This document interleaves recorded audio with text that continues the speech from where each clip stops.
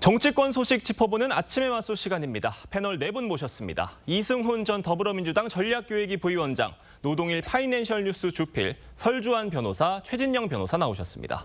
안녕하세요. 네, 안녕하세요.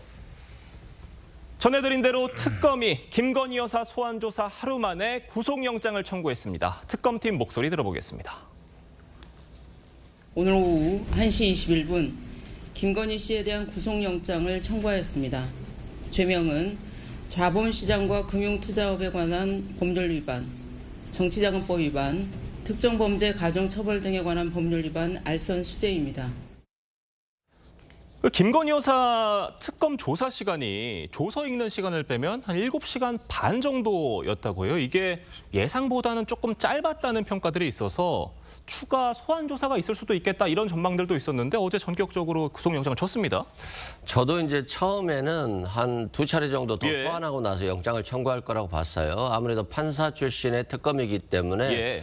혐의를 탄탄히 다져가겠다라고 봤는데 첫 번째 조사 이후에 이렇게 구속영장을 친 걸 보면 김건희 씨에 대한 진술을 받는다 하더라도 너무 좀 어처구니 없는 변명을 하는데 그게 객관적 증거와 전혀 모순됨에도 불구하고 그 주장을 계속하는 것에 대해서 더 이상 이렇게 불구속 상태로 수사를 하는 것들이 이 수사에 전혀 도움이 안 되겠다라고 판단을 한 것 같습니다. 그래서 전격적으로 구속영장을 청구했고요. 이 그래프 목걸이를 보면요. 예. 뭐 지인에서 빌렸다고 했다가 그 지인이 어머니라고 했다가 예. 또 뭐 한 15년 전에 홍콩에서 샀다라고 했는데 그 목걸이는 또 10년 이내에 새롭게 나온 목걸이기 때문에 그 목걸이일 가능성이 없다는 거잖아요. 그렇기 때문에 이렇게 좀 터무니없는 의혹들이 계속해서 뭔가 진실을 가리려고 하는 것으로 보여져서 증거인멸 우려가 굉장히 높다고 본 것 같습니다.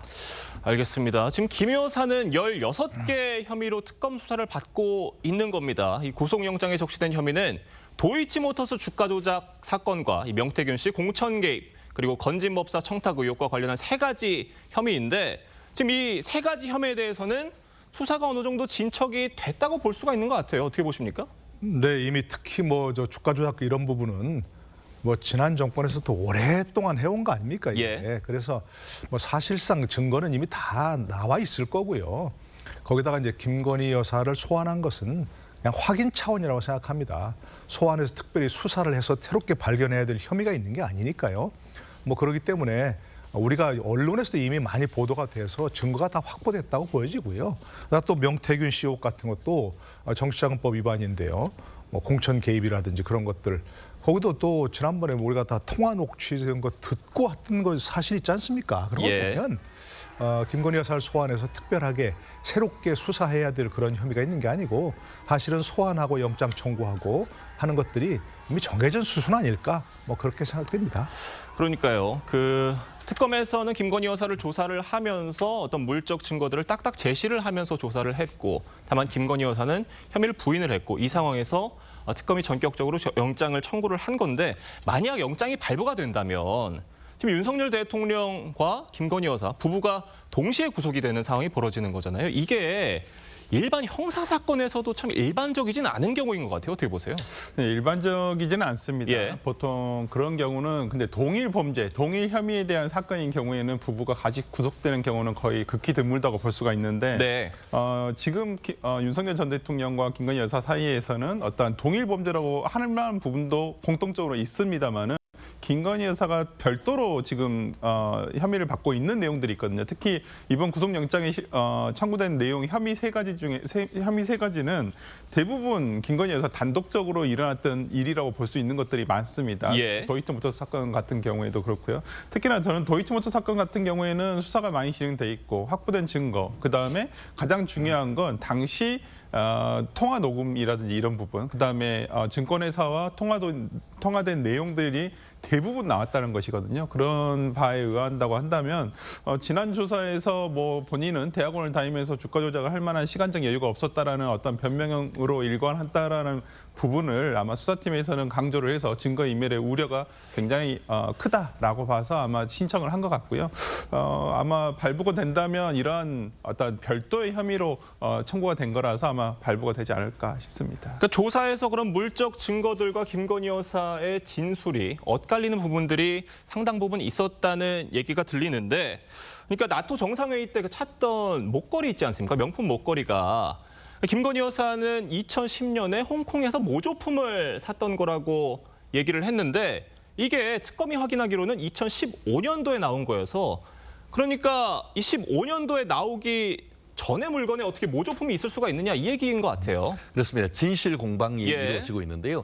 지금 얘기되고 있는 이른바 명품 그 목걸이 같은 경우에는 죄명이 뭐 뇌물죄가 아니고 이 부분은 제대로 재산 신고를 하지 않았다. 한마디로 공직자 윤리법에 관한 부분인 것 같습니다. 네. 그렇기 때문에 이 죄명 자체가 어떤 굉장히 중요하다라기보다는 이것을 통해서 어떤 김건희 여사의 말씀의 진실성 이런 부분을 좀 가름할 수 있는 그런 부분인 것 같습니다. 말씀하신 것처럼 이 부분에 대해서 진술이 조금 더 변경되고 하면서 거기에 대해서 특히 특검 같은 경우에는 거짓말하는 것이 아니냐 이런 의혹을 가지고 있는 것이고, 실제 처음에 얘기했던 것처럼 이 부분은 2009년 10년경에 본인이 홍콩에 가서 이미테이션, 한마디로 진품을 그대로 모방해서 만들었는 모조품, 이 부분을 뭐 물론 그것도 싼 건 아닙니다만 구입해서 가지고 왔다라고 하고 있고, 예. 그 부분을 확인한 과정에서 특검 같은 경우에는 그 물품 자체를 제조하는 회사에 문의를 했더니만 2015년경, 그러니까 한 김건희 여사가 얘기하는 것과 한 5, 6년 전, 한마디로 정식 출시하기 5, 6년 전에 나왔다는 것이 말이 되느냐, 이런 지금 의혹을 제기한 건 아니겠습니까? 다만 이에 대해서 김 여사 측 변호인 같은 경우에는 이게 1940년대부터 해서 그대로 써오던 디자인인 것이고, 그것을 그 해당 메이커에서 2015년에 만들었다고 하지만 실제로 그와 같은 거의 유사한 것은 이전부터 있었다라고 얘기를 하고 있습니다. 그렇다고 하면 그 변명에 대한 증거를 내놓으면 될 것 아니겠습니까? 2009년 내지 10년경에 본인의 모친이 그와 같은 목걸이를 착용하고 있는 사진이라든가 이런 부분으로 해서 입증하지 않는 한은 예. 이 부분에 대한 어떤 진실 공방에서는 좀 불리한 측면인 것 같습니다. 그렇기 때문에 김건희 여사 측의 어떤 물적 증거 제시가 어떨지 지켜봐야 될 것 같습니다. 그러니까 진품이 없는데 어떻게 모조품이 있을 수 있느냐라는 게 특검의 주장이었는데, 김건희 여사 측은 그게 예전부터 있었던 모델이고 그 모델이 2015년에 또다시 만들어졌던 그런 부분이다, 이런 설명이었던 것 같아요. 지금 이런 상황에서 특검은 어제 윤석열 전 대통령에 대한 2차 체포영장 집행을 시도했지만 또다시 실패했습니다. 윤 전 대통령 측 입장 들어보겠습니다. 65세면은 노인에 해당됩니다. 10여 명이 달라붙었습니다. 젊은 사람들이 10여 명이 달라붙어서 앉아있는 대통령을 양쪽에서 팔을 끼고 다리를 붙잡고 그대로 들어서 차량으로 탑승시키려고 했습니다. 그 과정에서 완강하게 거부를 하시니까 의자가 뒤로 확 빼졌고 대통령이 땅바닥에 철석 바닥에 떨어지는 그런 사태까지 발생을 했습니다. 또 팔을 너무나 세게 잡아당겨가지고 팔이 빠질 것 같다고 좀 제발 좀 놔달라고 부탁을 해서 겨우 강제력을 에서 조금씩 벗어났습니다.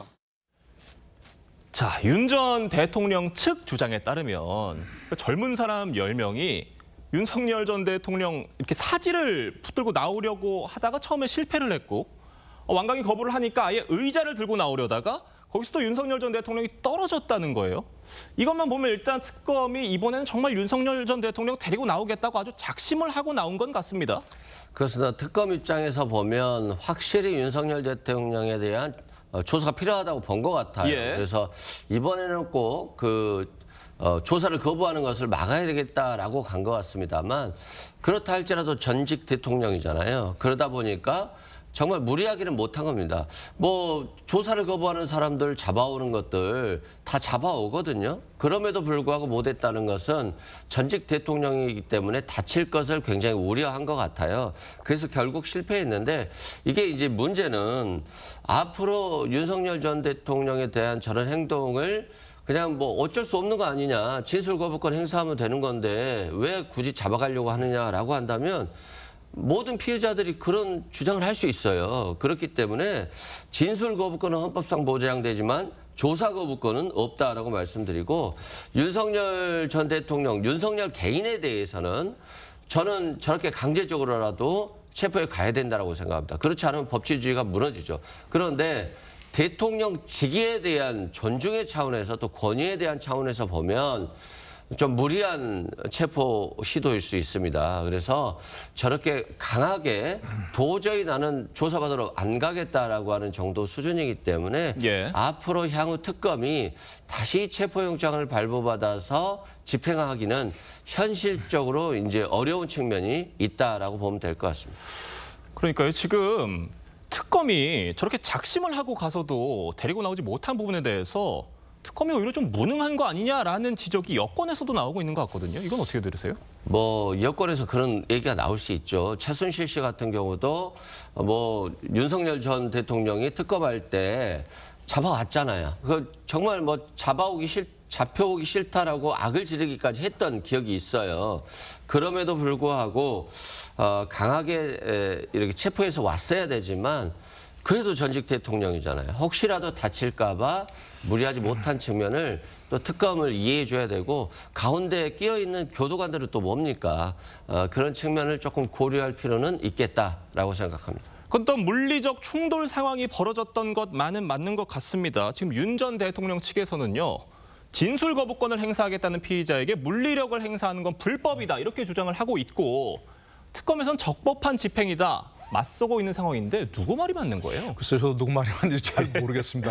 저도 뭐 전문가들 얘기를 들어봤는데 예. 한쪽에서는 이미 체포되어서 구속되어 있는 피의자에게 물리력을 행사해서 체포영장을 집행하려고 하는 것은 불법이다. 특히 진술 거부권 행사하고 그러니까 명백한 그런 사람에게 계속해서 이런 체포를 시도하는 것은 거의 고문에 해당하는 거다. 이런 분도 있고요. 예. 아니다, 형사소송법에 보면 이런 경우 거부하는 그야말로 소환을 거부하는 피해자에게 긴급 체포처럼 그런 체포영장을 집행하는 것은 뭐 합법이다 이런 분도 있더라고요. 근데 이거 합법 불법을 떠나서 이게 참 얼마나 민망한 일입니까? 예. 아무리 그래도 뭐 전직 대통령인데 탄핵당한 전직 대통령이라 하더라도 이걸 이렇게 해서 계속 뭐 체포영장 집행 과정에서 이런 식으로 민망한 얘기들이 새어 나오는 게 참 듣는 국민들이 민망합니다. 그러니까 특검도 너무 무리할 거 없습니다. 지금 이렇게 만약 거부하는 사람에게는 뭐 출장 조사도 할 수 있고 서면 조사도 할 수 있고 일제 많이 하지 않습니까? 그런 것들을. 그러니까 그렇게 하면 되고 그래도 만약 안 된다면 본인들이 확보한 증거 차원에서 기소를 하든지 하면 되는 겁니다. 그리고 전 좀 윤석열 전 대통령 측에 대해서도 얘기하고 싶은데요. 좀 처음부터 전 여러 차례 얘기했습니다. 당당하게 좀 출석하시면 좋을 것 같아요. 예. 본인들이 할 말이 있다면 얼마든지 얘기하시고 꼭 신문에 응해야 되는 건 아니니까 진술 거부권 행사할 수도 있고 본인이 필요한 말을 하면 되지 않습니까? 그러니까 얘기하시면 좋겠고 지금 뭐 좁은 독방 안에서 덥고 힘들다면서요. 그러니까 보통 뭐 이렇게 출정하면 네. 출정이 아니라 조사에 응하면 뭐 하루 정도는 얼마든지 갈 수 있고 예. 얼마나 좋습니까? 그리고 본인이 할 얘기가 많으면 얘기하시면 됩니다. 특히 당당하게 예를 들어서 이른바 내란 특검이라든지 해병 특검 이런 데 가셔서 본인이 국군 통수권자로서 할 일을 했다. 그렇기 때문에 뭐 본인의 어떤 그 명령에 따른 부하들, 군인들 이런 사람들 다치게 하지 마라. 이런 식으로 좀 당당하게 하는 얘기를 좀 참 들었으면 좋겠어요. 왜 이렇게 자꾸 특검도 무리를 하지만 윤석열 전 대통령 측도 이렇게 굳이 이렇게 거부를 하는지 저는 이해가 안 되는 부분입니다. 참 그러지 말고 그러니까 나와서 조사를 받으셔라. 또 그리고 그걸 떠나서 이렇게 윤석열 당당하게 하시라는 대통령 겁니다. 강제 구인을 하는 게 합법인지 불법인지를 따지는 것 자체가 굉장히 안타까운 일이고 국가적인 불행이다. 이런 말씀을 좀 주신 건데 이렇게 체포영장 집행을 거부하는 윤 전 대통령의 태도가 김건희 여사 구속영장 심사에도 좀 부정적인 영향을 미칠 수 있다. 이런 얘기도 있어요. 아무래도 김건희 특검에서 지금 모든 게 이루어지고 있지 않겠습니까? 예. 그렇다고 한다면 김건희 여사에 대한 어떤 혐의점에 주된 거 16개 혐의점에 대해서 가장 주요한 것들은 대부분 김건희 여사가 민간인 신분이라는 점이 맹점입니다. 네. 중간에 어떠한 공권력의 공적 행사로 이어지기 위한 공무원의 개입이 연결돼 있어야 되는데 그 가장 큰 개입의 요소로 볼 수 있는 공무원은 윤석열 전 대통령이라고 볼 수 있거든요. 예. 그렇다고 한다면 윤 전 대통령 측에서 지금 이렇게 진술 거부를 하면서 계속 체포영장에 불응을 한다고 한다면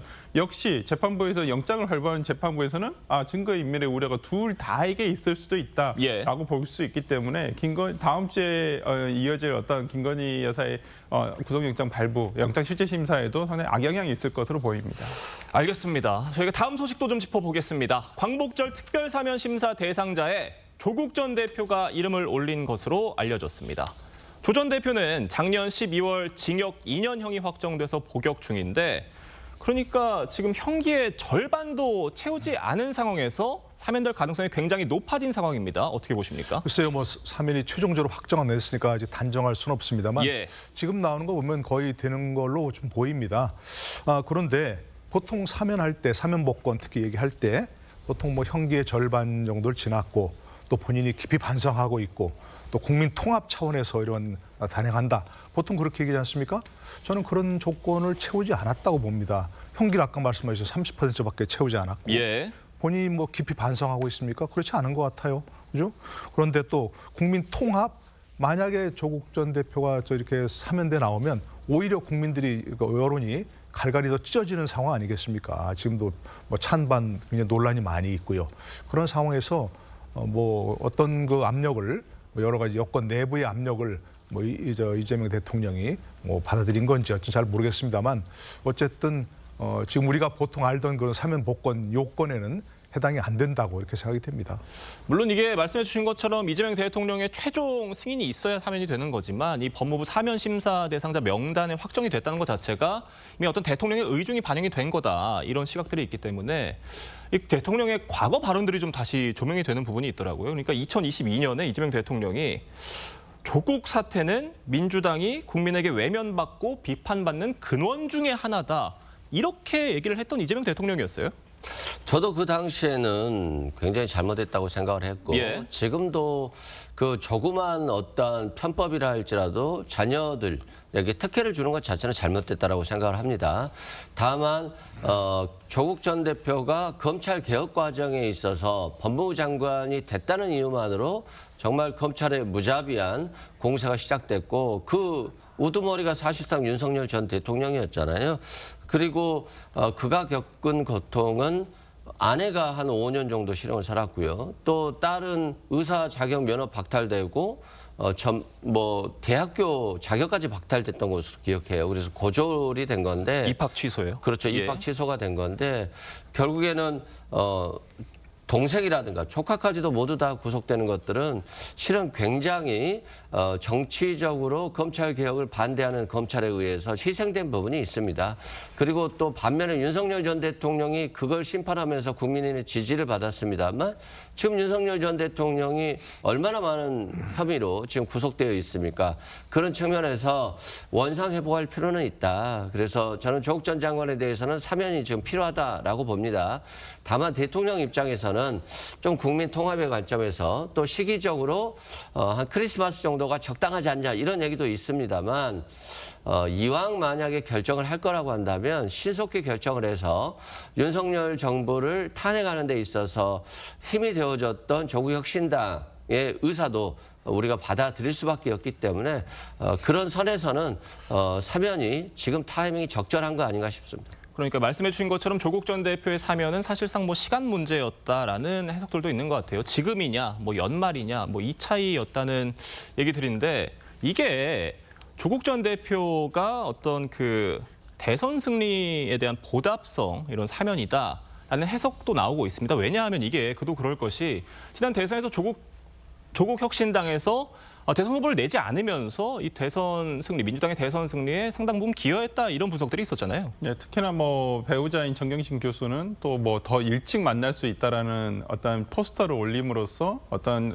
이재명 예. 당시 후보에 대해서 간접적인 지지 선언을 했었고요. 네. 그러한 내용 등이 반영된 게 아니겠느냐. 특히나 그 김선민 지금 조국혁신당 대표 대행 같은 경우에도 뭐 이재명 대통령이 첫 어떤 그 야당과의 대화를 할 때도 조국 대표가 같이 있었으면 얼마나 좋았겠느냐라고 얘기를 하면서 간접적으로 사면을 지속적으로 얘기를 해왔거든요. 그러한 부분에서 아마 이것이 지난 대선에 대한 보온이 아니겠느냐라는 얘기도 있고 오히려 좀 더 문제가 있는 것은 저는 개인적으로는 그 정경심 교수까지 배우자인 정경심 교수까지도 같이 네. 사면 복권을 해준다는 부분에서 오히려 이러한 사법적인 것을 정치적인 사건으로 만들려는 의도가 있는 것은 아닌가라는 생각에서 이러한 것들이 청년층에게 어떤 공정이라는 정치라는 화두를 가지고 있는 청년층에게 어떠한 영향을 줄 것인가 이런 부분이 좀 우려가 되는 것은 사실입니다. 네, 지금 국민의힘에선 다른 사람도 아니고 이런 권력형 비리를 저지른 사람에 대해서는 사면 대상에 올려서는 안 된다 강하게 얘기를 했습니다. 아주 후폭풍이 불 조짐이에요. 그렇습니다. 사실 이재명 정부를 이른바 국민 주권 정부라고 하고 있고 민생이 어렵다라고 해서 32조를 빚을 내서 추경을 하고 있고 나아가 지난주 같은 경우에는 주식, 거래세, 증세 등을 통해서 이른바 100조에 해당하는 어떻게 보면 그 시가총액이 증발되는 이런 상황 속에서 민생을 위한 특검은 변론으로 정치인 특검한다는 것이 국민의 눈높이, 국민 주권자의 눈높이에 맞는지에 대해서는 굉장히 의문이 아닐 수 없습니다. 예. 그러다 보니까 국민의힘 같은 경우에도 말씀드린 것처럼 강훈식 그 대통령 비서실장이 텔레그램으로 어떤 사람을 요청을 하고 그에 대한 답이 있었는데 국민의힘 내부에서도 이 송원석 그 원내대표의 이와 같은 태도에 있어서 굉장히 분노하는 목소리가 있습니다. 오히려 송원석 의원의 이와 같은 응답 때문에 지금 조국 사면이 이루어지는 것이 아니냐 하는 그런 비판까지 있는 것이거든요. 그렇기 때문에 여야 할 것 없이 그런 비판을 지금 수용을 해서 국민의힘 내부에서는 국민의힘 쪽의 어떤 정치인 그 사면은 철회한다라는 얘기를 했다라고 하면은 이번 같은 경우에 8.15 사면 이후는 변론으로 이번 사면은 민생 특사 그런 식으로 가는 것이 방향이 맞다고 봅니다. 최진규 변호사님, 그런데 이번 특별 사면 심사 명단에 이 사람 들어가지 않을까 관심이 있었는데 빠졌습니다. 그게 이화영 전 부지사였어요. 제외가 됐다고 해요? 정치적 측면, 법적 측면에 대해서 나름대로 바른 선택을 했다라고 생각합니다. 법적 측면에서 아직까지 사실 이재명 대통령이 그 쌍방울 대북 송금 사건과 관련해 재판이 이루어지고 있습니다. 예. 그렇기 때문에 재판이 이루어지고 있는 사건에 대해서 다른 공범에 대해서만 사면한다는 것은 사실상 나중에 이재명 대통령에 대한 재판에 영향을 미친다는 그런 어떤 그 의혹을 받을 수가 있는 것이고 나아가 지금 정치적인 입장에서도 제가 말씀드렸던 그런 부분과 관련해서 의혹이 계속 제기되고 그 사실 자체가 이재명 대통령에게도 상당히 부담될 수밖에 없는 그런 상황이기 때문에 나름대로 바른 선택을 했다라고 생각을 합니다. 알겠습니다. 지금 결국 이 대통령의 최종 결정만 남은 상황인데 설정 변호사님, 이 명단대로 그대로 갈 거라고 보세요? 거의 뭐 이제까지 실무상으로 보면 예. 사면심사위원회에서 확정된 명단 그대로 거의 제거가 됐던 것은 사실이거든요. 네. 아마 이번에도 뭐 크게 변화가 없는 상태에서 그대로 진행되지 않을까 싶습니다. 알겠습니다. 오늘 말씀은 여기까지 듣겠습니다. 감사합니다.